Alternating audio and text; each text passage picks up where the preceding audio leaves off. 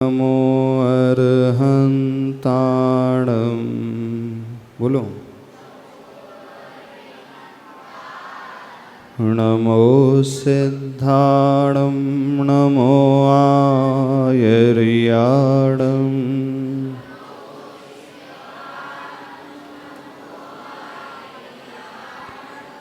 नमो वज्रायाणं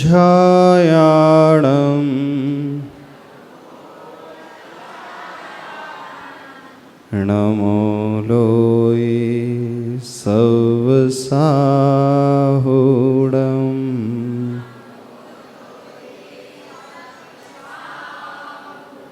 पंच परमेष्टि भगवान की देवादिदेव अतिशयकारी चिंतामणि पार्श्वनाथ भगवान की संत श्रोमणी आचार्य भगवान गुरुदेव श्री विद्यासागर जी महाराज की पूज्याचार्य श्री समय सागर जी महाराज की जय बोलिए। परम पूज्य नगर गौरव निर्यापक श्रमण युवा प्रणेता श्री वीर सागर जी महाराज की समस्त मुनियारिका संघ की। आप प्रतिदिन पाठशाला आते हो? कितने बच्चे पाठशाला डेली आते हैं? कम बच्चे जाते हैं। और कितने बच्चों के पेरेंट्स हैं जो प्रतिदिन पूजन करने आते हैं? बहुत सारे लोग नहीं आते हैं। अच्छा बच्चों, पाठशाला में क्या सीखा है आप लोगों ने? क्या सीखा है? नमोकार मंत्र सीखा है? सभी को नमोकार मंत्र आता है? नमोकार मंत्र में क्या है? कितने परमेष्टि हैं? मंदिर में कौन से परमेष्टि बैठे हैं? मंदिर में कौन बैठे हैं? अरिहंत सिद्ध साधु सब है? नहीं है? अच्छा, तो अरिहंत परमेष्टि बैठे हैं। तो अरिहंत भगवान कैसे होते हैं?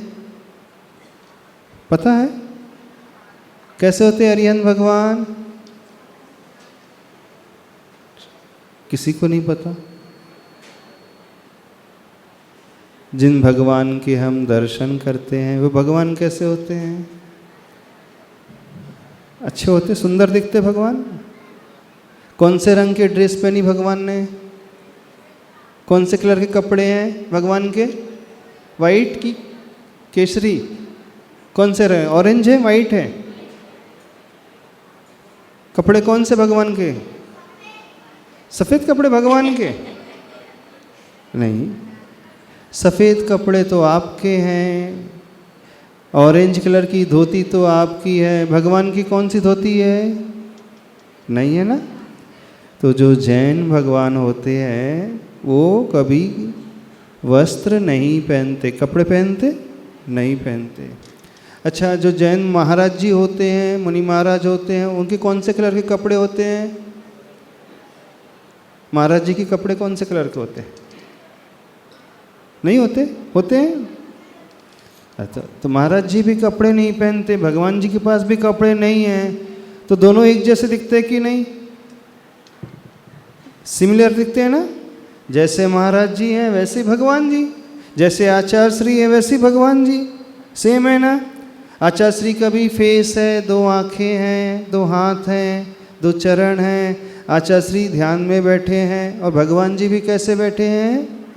ध्यान में बैठे हैं। तो भगवान जी की आंखें खुली हैं, बंद हैं? कैसी हैं बताओ? देखो भगवान जी बैठे हैं यहाँ, हाँ, आंखें खुली हैं कि बंद है? आधी खुली है, आधी बंद है। तो भगवान आंखें बंद क्यों नहीं करते पूरी अपनी? अथवा पूरी क्यों नहीं खोलते? पता है आपको? कभी पूछा नहीं आपने? टीचर से नहीं पूछा? भगवान की आंखें बंद भी नहीं है और खुली भी नहीं है। भगवान किसको देख रहे हैं? किसको देख रहे हैं? आपको देखते भगवान? नाक को देख रहे हैं। नासा दृष्टि प्रभु की। तो भगवान, हमारे भगवान जो हैं दुनिया में देखते क्यों नहीं किसी को, और आंखें बंद भी नहीं करते हैं। अच्छा, आंखें बंद कौन करता है? आप लोग आंखें कब बंद करते हैं? जब सो जाते हैं। और कब बंद होती हैं आपकी आंखें? जब डर लगता है। जब डर लगता है तो आंखें बंद हो जाती ना। तो हमारे भगवान की आंखें बंद नहीं है, तो भगवान को कभी डर नहीं लगता, और भगवान सोते भी नहीं हैं, हमेशा जागृत रहते। अच्छा, आप अपनी आंखों से किस किस को देखते हो? मम्मी को, पापा को, सबको देखते हो। टीवी देखते हो, मोबाइल देखते हो, सब देखते हो ना। तो जब हम दुनिया को देखते हैं तो हमारी आंखें पूरी खुल जाती हैं, और जब हम दुनिया को नहीं देखते हैं तो हमारी आंखें नासा की ओर, नाक की ओर अथवा अपने आप की ओर रहती है। तो भगवान जो है किसी को देखते नहीं हैं, भगवान सिर्फ अपने को देखते हैं।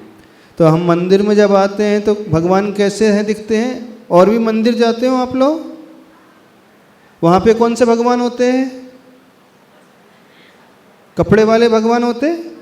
स्कूल में जब आते होंगे, स्कूल में अभिषेक करते होंगे, आरती उतारते होंगे, उतारते ना आरती, हाथ जोड़ते होंगे।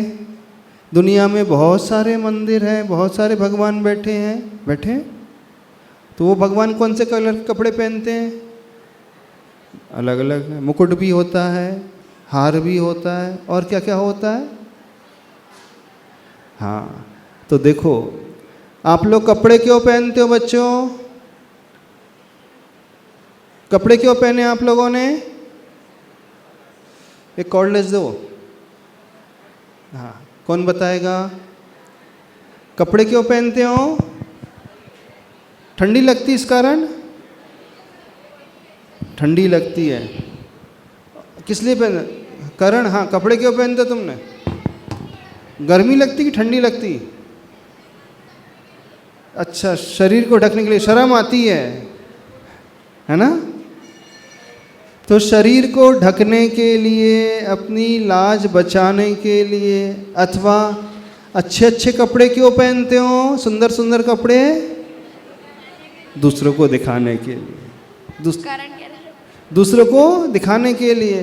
अब भगवान कपड़े भी नहीं पहने हैं, इसका अर्थ क्या है? भगवान को ना ठंडी लगती है, ना गर्मी लगती है, ना शरीर को ढकने की आवश्यकता है, ना ही वो किसी को दिखाते हैं। तो जो व्यक्ति कपड़े पहनता है, जो व्यक्ति सुंदर सुंदर वस्त्र धारण करता है, मुकुट धारण करता है, गले में हार है, माला है, इसका क्या अर्थ है? या तो उसे ठंडी लगती है, ठंडी लगती ना, या उसे गर्मी लगती है, या फिर वह दूसरे को इम्प्रेस करना चाहता है, अथवा उन्हें शर्म आती है, ऐसे। तो हमारे भगवान हैं, उन्हें ना सर्दी लगती है, ना गर्मी लगती है, ना उन्हें शर्म आती है, ना उन्हें किसी को दिखाने का भाव आता है। तो जिसने अपने उस लोक लाज को जीत लिया, अपने उस प्रदर्शन के भाव को जीत लिया, जिसने उस डर के भाव को जीत लिया, वह कभी वस्त्र नहीं पहनता है। तो भगवान कैसे होते हैं? जो वस्त्र नहीं पहनते हैं। अन्य मंदिर में जो देव होते हैं वो ये पहनते हैं ना वस्त्र। तो इसका अर्थ है, जैसे आप मनुष्य हो, आपके अंदर इच्छा है, वैसे उनके अंदर इच्छा है, तो फिर वो भगवान कहलाते हैं। तो भगवान की पहचान कैसी होगी? भगवान की पहचान जो होती है, जिसने अपने समस्त इच्छाओं को जीत लिया, शर्म को जीत लिया, प्रदर्शन को जीत लिया, इसलिए वो कोई वस्त्र धारण नहीं करते हैं, तो वह दिगंबर रहते हैं। अच्छा, और भी जो देव होते हैं उनके हाथ में क्या होती है? गदा होती है। गदा किसके हाथ में होती है? अच्छा, और चक्र किसके हाथ में होता है? और धनुष बाण किसके हाथ में होता है? अच्छा, तो धनुष बाण क्यों रखता है व्यक्ति? धनुष बाण क्यों रखता है? किसकी रक्षा के लिए? स्वयं की रक्षा के लिए, यानी उनको डर लगता है तभी तो धनुष रख रहे हैं, अपनी रक्षा के लिए अथवा दूसरों को डराने के लिए। तो जो व्यक्ति पिस्तौल रखता है, गन रखता है, गदा रखता है, चक्र रखता है, लकड़ी रखता है, इसका अर्थ क्या है? उसे डर लगता है अथवा वो दूसरों को डराना चाहता है। तो भगवान को कभी डर लगेगा? भगवान किसी को डराएंगे नहीं। तो जो भगवान होते हैं वे क्या है? अस्त्र भी नहीं रखते, शस्त्र भी नहीं रखते और वस्त्र भी नहीं होते।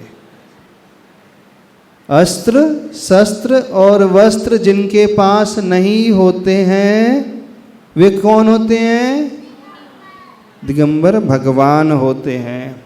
अच्छा, भगवान के साथ जो उनकी देवी रहती है, पापा के साथ मम्मी की फोटो रहती है ना? क्यों रहती है पापा के साथ मम्मी की फोटो? बताओ, पापा के साथ मम्मी की फोटो क्यों रहती है?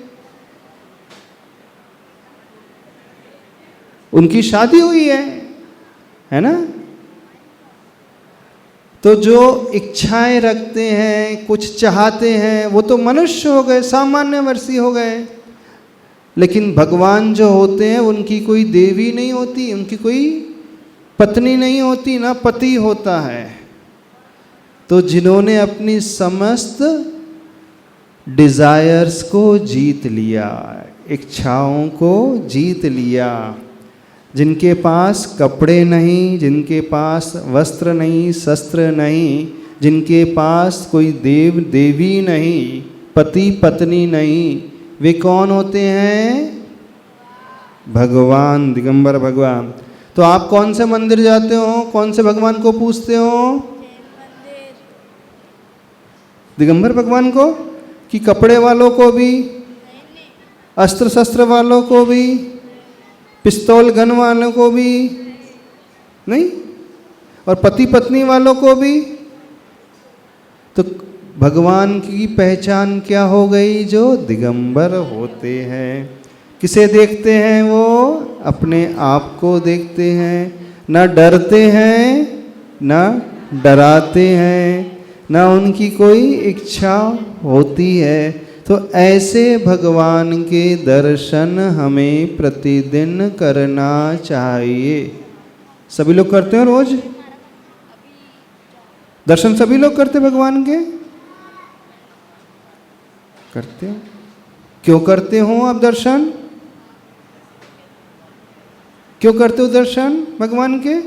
क्या मिलता है भगवान के दर्शन से? बताओ, आप बच्चे लोगों को क्या मिलता है भगवान के दर्शन करने से? कुछ मिला? टॉफी मिलती है कि चॉकलेट मिलती है कि बिस्किट मिलती है? जब मंदिर आते हो दर्शन करने तो क्या मिलता है? पुण्य कि नाश्ता मिलता है घर में कि चाय कॉफी मिलती है? क्या मिलता है? भगवान तो कुछ देते ही नहीं। हाँ, जब हम भगवान के दर्शन करते हैं तो एक एनर्जी मिलती है, पॉजिटिव एनर्जी मिलती है, हमारा आत्मविश्वास बढ़ता है, हमें ज्ञान मिलता है, हमारा जीवन सुधरता है, हम पाप को छोड़ देते हैं, जो बुरी हैबिट्स हैं उसे छोड़ देते हो आप? कितने बच्चे बुरी हैबिट्स छोड़ देते हैं? छोड़ी हैं बुरी हैबिट्स? कौन कौन सी बुरी हैबिट्स हैं आपके भीतर? कौन कौन सी बुरी आदत कौन कौन सी होती हैं? चिल्ला देते हो और गाली देते हो और मोबाइल देख करके भोजन करते हो और लड़ाई करते हो और क्या क्या करते हो? पढ़ाई नहीं करते हो। और क्या करते हैं? जो बुरी आदत कौन कौन सी होती है? मम्मी पापा का कहना नहीं मानते ना? तो जो रोज भगवान के पास आता है उसकी सारी बुरी हैबिट्स जो हैं दूर हो जाती है और उनके पास अच्छी हैबिट्स आने लगती हैं। अच्छा, यहाँ जो शिविर लग रहा है वो क्यों लग रहा है? अच्छी हैबिट्स को सीखने के लिए। और क्या सीखने के लिए? हाँ, भगवान के दर्शन कैसे करना, भगवान का अभिषेक कैसे करना, भगवान की पूजन कैसे करना और अच्छे मैनर्स कैसे आने चाहिए, इसलिए लग रहा है ना। अच्छा, कितने बच्चों ने अकलंक देव का नाम सुना है? आचार्य अकलंक का नाम सुना है? 2 भाई थे, एक भाई का नाम था अकलंक और दूसरे भाई का नाम था निकलंक। जो अकलंक थे, जानते हो उनकी क्वालिटी क्या थी? एक बार पढ़ते थे तो पूरा याद हो जाता था। बुक खोली और एक बार रीडिंग की तो पूरा याद हो जाता था। और जो निकलंक उनके छोटे भाई थे, वे 2 बार पढ़ते थे तो उन्हें याद होता था। आप लोगों को कितने बार पढ़ने पर याद होता है?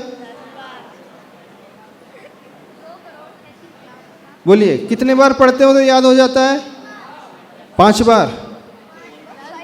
अच्छा, ऐसे बच्चे हाथ खड़े जिन्हें एक बार पढ़ने पर, एक बार रीडिंग करने पर याद हो जाता है पूरा, फिर भूलते नहीं है वो? नहीं होते हैं, यानी ऐसी मेमोरी किसी की नहीं है ना। अच्छा, ऐसे बच्चे हाथ खड़े करें अथवा बड़े लोग हाथ खड़े करें, पेरेंट्स जिन्हें 2 बार पढ़ने पर पूरा याद हो जाता है? किसी को नहीं होता। तो आप लोग कितने बार पढ़ने पर हाथ होता है? ऐसे अच्छे ऐसे हाथ खड़े खड़े जिनके 5 बार पढ़ने पर याद आ जाता है।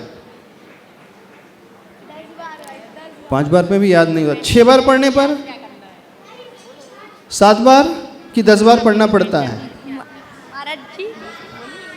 अच्छा, कितने बच्चे हैं ऐसा बनना चाहते हैं जैसे अकलंक देव थे, एक बार पढ़े और पूरा याद हो जाए? चाहते हो? तो वैसी विद्या को पाने के लिए, वैसी मेमोरी को पाने के लिए यहाँ शिविर अटेंड करना है।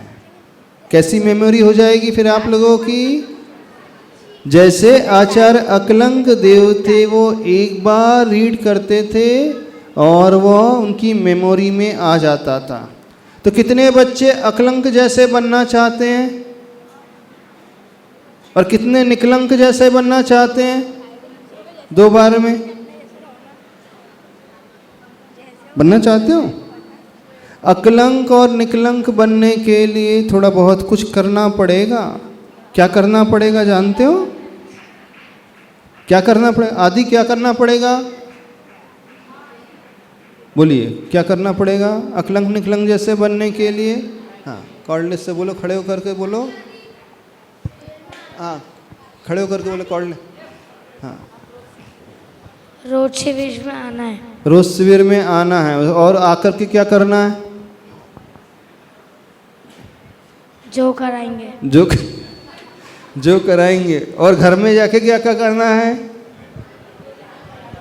जो बताएंगे। और अभी क्या करते हो दिन भर घर में? खेलते हैं। और क्या करते हो? मोबाइल देखते हो, टीवी देखते हो, फास्ट फूड खाते हो, जंक फूड खाते हो और ज़्यादा सोते हो और लड़ाई ज़्यादा करते हो। ऐसा नहीं करते? लड़ाई ज़्यादा नहीं करते, थोड़ी थोड़ी करते हैं। अच्छा, कितने बच्चे ऐसे जो थोड़ी थोड़ी लड़ाई करते हैं? थोड़ी। और ज़्यादा लड़ाई करने वाले? हाँ, जो ज़्यादा लड़ाई करते हैं। थोड़ा समझना, यदि आप चाहते हो अथवा जो लोग चाहते हैं कि हमारी मेमोरी कैसी हो जाए? अकलंक देव जैसी हो जाए, तो सबसे पहले क्या करना होगा? उन भगवान की, उन आचार्य की हृदय से पूजा करना होगा और अपनी बैड हैबिट्स को छोड़ना होगा। बैड हैबिट्स समझते हो कि नहीं? कौन कौन सी बैड हैबिट्स होती है? ज़्यादा लड़ने वाली, गाली देने वाली, पेरेंट्स की आज्ञा नहीं मानने वाली हैबिट और दिन भर मोबाइल में लगे रहने वाली हैबिट, ये सारी हैबिट्स जो मानी जाती हैं ये बैड हैबिट्स मानी जाती है। हमारी बात समझ में आ रही नहीं आ रही? अच्छा, ऐसा बच्चा खड़ा हो जाए जिसको कोई भी बैड हैबिट्स नहीं है, कोई बुरी आदत नहीं है। अच्छा, ऐसे पेरेंट्स खड़े हो जाए जिनकी कोई बुरी आदत नहीं है। पेरेंट्स की भी बुरी आदत है। एक बुरी आदत क्या है? लेट नाइट सोना, और एक बुरी आदत है देर से उठना, और ये सब में है ना बच्चों, आप में भी है ना? तो देखो, यहाँ जब शिविर में आएंगे तो आपका कैसा डेवलपमेंट होगा? एक फिजिकल डेवलपमेंट होगा। Physical development means, physical development समझते हो? शारीरिक विकास होगा, क्योंकि आपको कुछ अच्छी एक्टिविटीज़ कराई जाएंगी। दूसरा डेवलपमेंट कौन सा होगा आपका? बिहेवियरल डेवलपमेंट, यानी आपके व्यवहारिक जीवन में परिवर्तन आएगा। तीसरा डेवलपमेंट कौन सा होगा? आपकी बैड हैबिट्स छूटेगी ना, गुड हैबिट्स आने लगेगी। और चौथा डेवलपमेंट कौन सा होगा? आपका मेंटल डेवलपमेंट, मानसिक विकास। मानसिक विकास का अर्थ है कि आपको जल्दी लर्न होने लगेगा, जल्दी आपकी मेमोरी में वह सब कुछ आने लगेगा। चाहते हो कि नहीं? चाहते हो कि नहीं? तो उसके लिए कुछ संकल्प लेना होगा। और एक पहला संकल्प, मॉर्निंग में उठ कर के सबसे पहले अपने माता पिता के पैर पड़ना पड़ेगा। बच्चों लोग, हमने क्या कहा? मॉर्निंग में उठ कर के सबसे पहले क्या करना है? कितने बच्चे माता पिता के पैर पड़ते हैं? नहीं पढ़ते? डेली नहीं है, जब एग्जाम देने जाते तब पढ़ते होंगे, है ना? तो रोज जो है उठ कर के माता पिता के पैर पड़ना होगा। और जब भी कोई मिस्टेक हो जाए तो सॉरी कहना। क्या कहना? आदि क्या कहना? गलती होने पर सॉरी कैसे कहोगे? हाँ, कान पकड़ करके। तो जिसके भीतर सॉरी की हैबिट आ जाती है वो सबसे अच्छी हैबिट मानी जाती है। गलती सबसे होती है, लेकिन गलती होने के पश्चात उसे एक्सेप्ट कर लेना, स्वीकार कर लेना और सॉरी कहना। जब हम सॉरी कहते हैं और किसी के पैर पड़ते हैं, उस समय हमारे भीतर विद्या आती है, उस समय हमारे भीतर ज्ञान आता है। और जब हम सॉरी नहीं कहते हैं और लड़ाई करते रहते हैं तो अपनी सारी एनर्जी जो है नेगेटिविटी को लेकर के होती है, उससे कुछ नहीं मिलता। तो दो कौन से संकल्प हो गए? मॉर्निंग में उठकर क्या करना है? पैर पड़ना है। और दूसरा क्या नियम? दूसरा कौन सा? जोर से बोलो। सॉरी बोलते हैं सभी लोग? कितने बच्चे सॉरी बोलते हैं? जब गलती होती है तब बोलते हो कि नहीं बोलते हैं? और कितने पेरेंट्स जो हैं गलती होने पर क्षमा मांगते हैं? बड़े लोग नहीं मांगते क्षमा, बड़े लोग सॉरी नहीं बोलते, छोटे बच्चे तो बोल देते हैं। ऐसे ही है ना? बड़े लोग झुकने को तैयार नहीं होते हैं और बच्चे जो हैं इजीली झुकने को तैयार हो जाते हैं। तो देखो, सभी से कहना है, विशेष रूप से जो पेरेंट्स बैठे हैं उनसे हम कहना चाहते हैं, क्या आप चाहते हैं कि बड़े होकर के आपके बच्चे भाग जाएं? नहीं चाहते। कितने पेरेंट्स चाहते हैं कि बड़े होकर के बच्चे सिगरेट पिए? कितने पेरेंट्स चाहते हैं कि बड़े होकर के बच्चे बियर पिए? नहीं चाहते। कितने बच्चे पेरेंट्स चाहते हैं कि उनके बच्चे प्रतिदिन अभिषेक करें, अभिषेक पूजन करें? बहुत अच्छा। तो यदि आप अपने बच्चों को वैसा देखना चाहते हो तो थोड़ा सा अपने बच्चों के लिए समय निकालना सीखें। उन अकलंक जैसा बनाना चाहते हो, नियम से मान करके चलना। यदि वे बच्चे इस एज में, क्योंकि वे अकलंक देव गुरुकुल में जाकर के पढ़ते थे और बाल्य अवस्था से, जब आपकी उम्र जितनी उम्र है ना, इस एज में वो कहाँ चले गए थे? गुरुकुल जाकर के पढ़ने लगे थे। माता पिता को छोड़ करके सारे नियमों का पालन करते हुए गुरुमुख से ज्ञान लेते थे और अच्छी अच्छी हैबिट्स का पालन करते थे। और आप लोग को ये हैबिट्स कैसी हैं? अलग अलग टाइप की हैबिट्स हैं। बुरी हैबिट्स ज़्यादा हैं और टीवी मोबाइल में ज़्यादा लगे रहते हो। अच्छा, कितने बच्चे चोरी करते हैं? स्कूल से बच्चों के बैग से पेन, कॉपी, टिफिन में से थोड़ा सा खा लेते होंगे निकाल कर। अच्छा, घर में चोरी करते थोड़ा, मम्मी की पॉकेट से, पापा के पॉकेट से, मम्मी के पर्स से पैसे निकाल लेते हैं। कितने बच्चे निकालते हैं? हाँ, हाथ खड़े करें। हाँ, करण, हम क्या बोल रहे हैं? पापा के जेब से पैसे कितने निकालते बच्चे? मम्मी के पर्स से?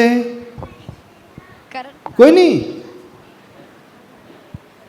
टिफिन से? अच्छा, मिठाई तो चोरी कर लेते होंगे, मिठाई खाने की चीज चुपचाप से खाते होंगे।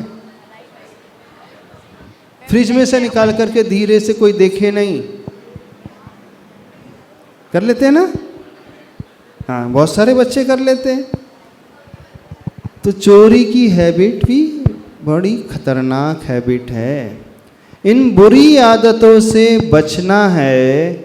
और कौन कौन सी बुरी आदतें हैं, धीरे धीरे आप सभी को बतलाई जाएगी।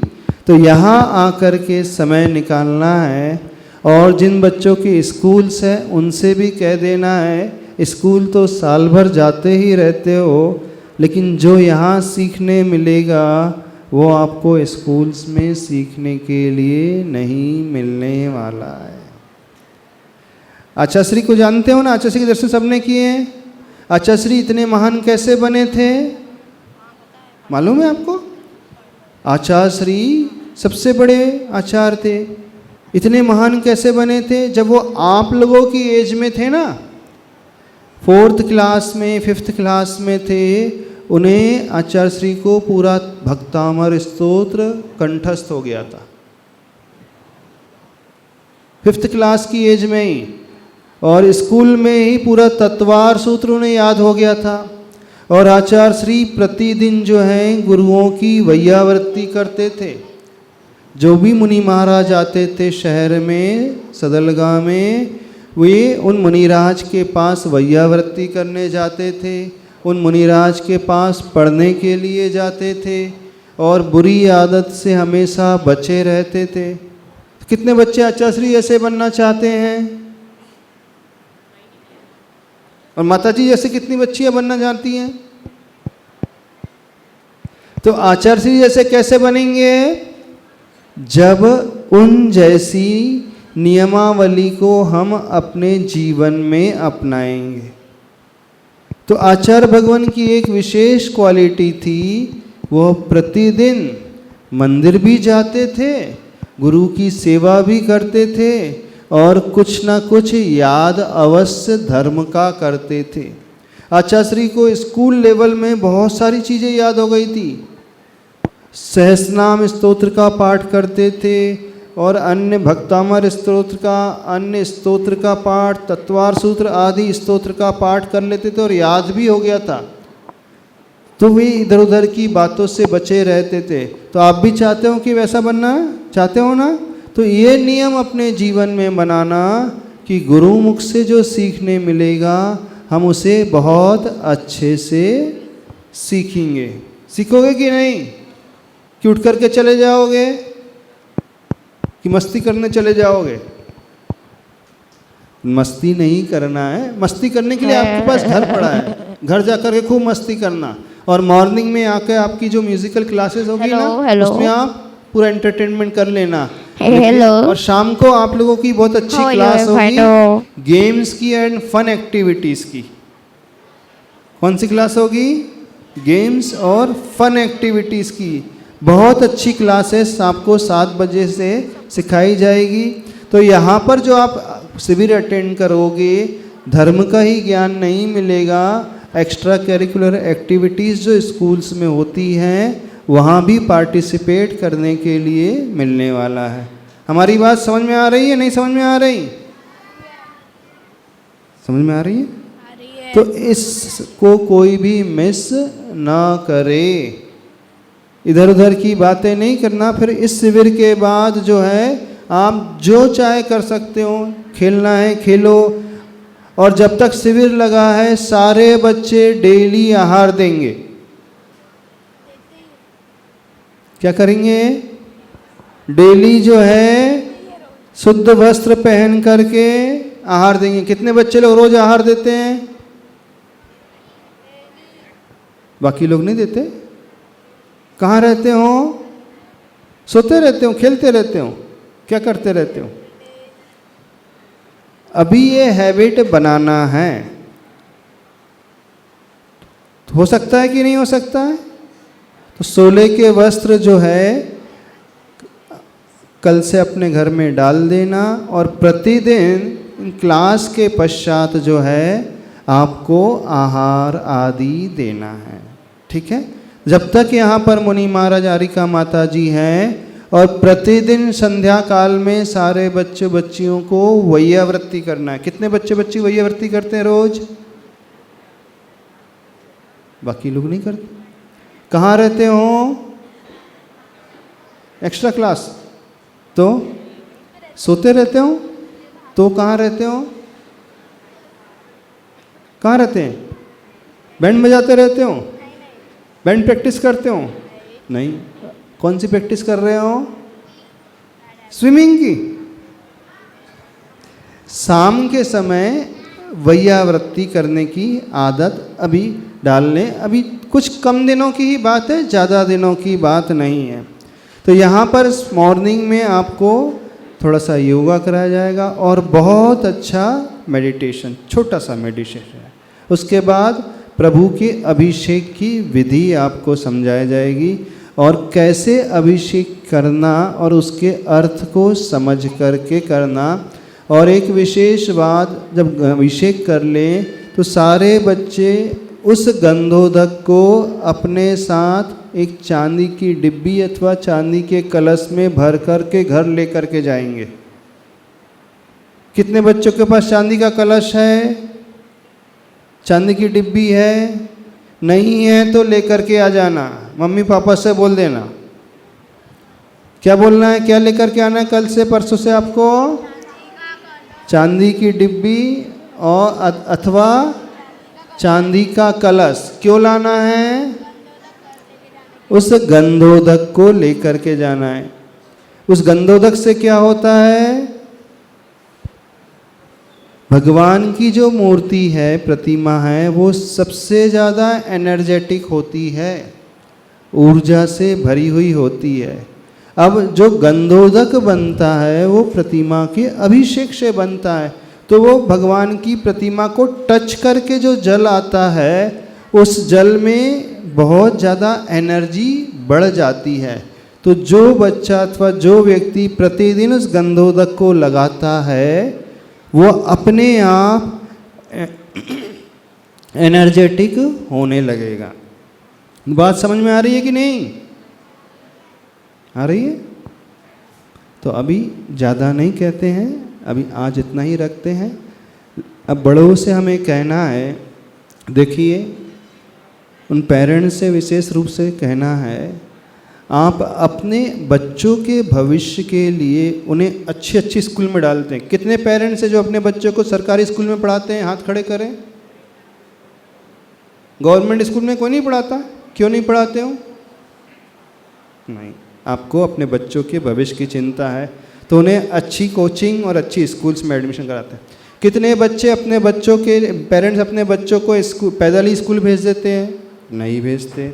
आप उनके लिए ऑटो, साइकिल आदि की व्यवस्था कराते हैं, ट्यूशन की व्यवस्था कराते हैं। कितना खर्चा करते हो एक साल में फीस के लिए, बच्चों के लिए?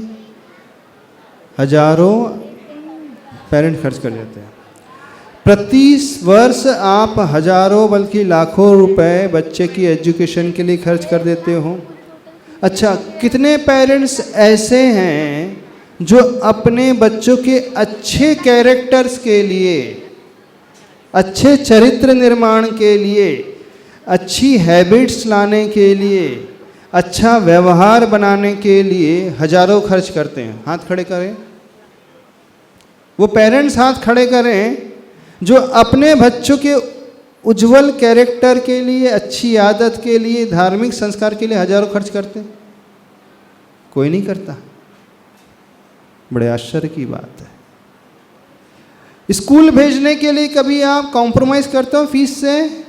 नहीं करते हो। कोचिंग से कॉम्प्रोमाइज़ करते हो? नहीं करते हो। उसके लिए जो संसाधन है, ट्रांसपोर्टेशन के लिए कॉम्प्रोमाइज़ करते हो? नहीं करते। स्कूल यूनिफॉर्म के लिए कॉम्प्रोमाइज़ करते हो? नहीं करते हो। पिकनिक के लिए कॉम्प्रोमाइज़ करते हो? नहीं करते हो। एक्स्ट्रा क्लासेस के लिए कॉम्प्रोमाइज़ करते हो? समर कैंप के लिए कॉम्प्रोमाइज़ करते हो? नहीं करते हो। और धर्म के संस्कार देने के लिए कितने पेरेंट्स तैयार हो जाते हैं? कोई नहीं, है ना? समझो आप, कहाँ तो वे अकलंक देव थे, क्या संस्कार उन्होंने अपने माता पिता से पाया था, और कहाँ आप हों, अपने बच्चों को क्या संस्कार देना चाहते हो। यदि आप अपने बच्चों के उज्जवल भविष्य को बनाना चाहते हो तो जो शिविर स्टार्ट हो रहा है उन बड़ों लोगों से कहना है, पेरेंट्स से कहना है, अपने बच्चों के लिए कुछ अच्छा करने की सोचें।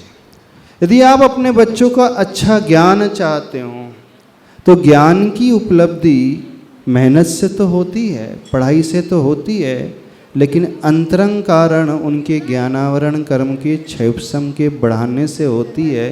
तो यदि आप चाहते हो कि बच्चों का ज्ञानावरण कर्म का क्षयपसम बढ़े, उनकी आंतरिक कैपेसिटी का विकास हो, तो इस ज्ञान और चारित्र वर्धन शिविर में अवश्य पार्टिसिपेट कराना।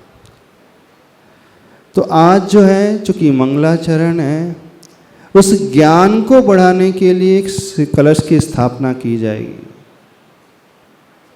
ज्ञान वर्धन कलश की स्थापना की जाएगी और मंगलाचरण की शुरुआत ध्वजारोहण से होती है।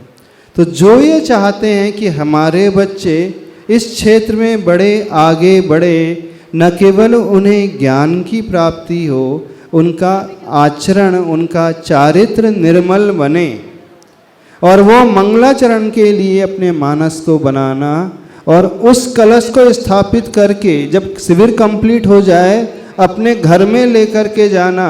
और विशेष रूप से जो बच्चों का स्टडी रूम है, ध्यान से सुनना, पेरेंट्स से कहना चाहते हैं, बच्चों का जो स्टडी रूम है उस ज्ञानवर्धक कलश को वहाँ पर जाकर के स्थापित कर देना। जब जब बच्चा स्टडी करने के लिए उस रूम में जाएगा और उसकी दृष्टि उस कलश पर पड़ेगी, क्योंकि वो कलश सामान्य कलश नहीं रहेगा, वो मंत्रित कलश रहेगा, अपने आप उस बच्चे को पॉजिटिव वाइब्रेशंस मिलने लगेगी, अलग अपने आप उन बच्चों को अलग से प्रेरणा मिलने लगेगी। तो हम उन माता पिता से चाहते हैं, एक्सपेक्ट करते हैं, यदि आप अपने बच्चे का अच्छा भविष्य देखना चाहते हो तो इस कार्य को करना। आप अपने बच्चों को गिफ्ट में मोबाइल दे देते हो, टॉयज़ दे देते हो, चॉकलेट्स दे देते हो, कपड़े दे देते हो। जब भी उनका बर्थडे आता है, हर माता पिता बच्चों को सारी बाहरी सुविधाएं देते हैं। कितने पेरेंट्स ऐसे हैं जो अपने बच्चों को बर्थडे में अथवा गिफ्ट में इस प्रकार के कलश अथवा चांदी की माला देते हैं? शायद कोई पेरेंट्स ऐसा नहीं होगा ना। तो आज हमारे कहने से इस बात को मानना, अपने अच्छे उज्जवल भविष्य के लिए, बच्चों के लिए, उन बच्चों को इस कलश की गिफ्ट करना। और यह जो गिफ्ट है उन्हें हमेशा याद रहेगी। और जब जब दृष्टि उस ओर पड़ेगी, एक अंतरंग से उनकी चेतना जागृत होगी कि नहीं, मुझे ये कार्य करना है। तो अपने मानस को बना लेना। आपने बच्चों की लौकिक शिक्षा के लिए आप कभी चिंता नहीं करते, कभी कॉम्प्रोमाइज़ नहीं करते, लेकिन विचित्रता लगती है जब धार्मिक शिक्षा की बात आती है, चारित्रिक शिक्षा की बात आती है, तो हर माता पिता इधर उधर देखने लगते हैं और इधर उधर के विचार अपने मन में लेकर के आने लगते हैं। तो अपने उस मानस को जागृत करना। यह शिविर जो आज से शुरू हो रहा है, आज से तो थोड़ा सा इनॉग्रेशन था, इस कारण ज़्यादा कुछ कहा नहीं। अब डे आफ्टर टुमारो यानी परसों से जो है इस शिविर का व्यवस्थित शुभारंभ हो जाएगा। मॉर्निंग में 6 बजे से, उसके बाद ध्यान और उसके बाद अभिषेक पूजन विधि, और शाम को आपकी एक्टिविटीज़ होगी। प्रत्येक क्लास को बड़े ध्यान से अटेंड करना और आपको बड़ा आनंद आएगा, कोई बोर नहीं होगा। और विशेष रूप से पेरेंट्स से कह रहे हैं, उनके सहयोग के लिए आप लोग मानस बनाना, अपने आप को तैयार करना। ठीक है, हमारी बात समझ में आ रही? कहाँ प्रिंस भैया, कहाँ है? हाँ, उनको बुलाना, क्योंकि अब जो है यहाँ कौन सा कार्य होने जाने वाला है? एक ध्वजारोहण भी करना है और उस मंगल कलश की स्थापना भी करना है। और शिविर के पश्चात ये कलश उसी फैमिली को मिलेगा और वो पेरेंट्स उस कलश को विशेष रूप से अपने बच्चे को गिफ्ट करेंगे। और यह गिफ्ट उनके लिए सबसे अमूल्य गिफ्ट मानी जाएगी। इसलिए अमूल्य मानी जाएगी कि ये उनकी चरित्र निर्माण में एक महती भूमिका निभाने वाली गिफ्ट होगी। तो बस ऐसे हम माता पिता को देखना चाहते हैं। आपने उनके सांसारिक जीवन के लिए, लौकिक जीवन के लिए बहुत कुछ किया है, लेकिन पारलौकिक जीवन में आगे बढ़ाने के लिए इस धारणा को बनाने की कोशिश करें। तो अभी आपसे भैया जी जो कुछ बात रखेंगे, उसके बाद आगे की प्रोग्राम होंगे।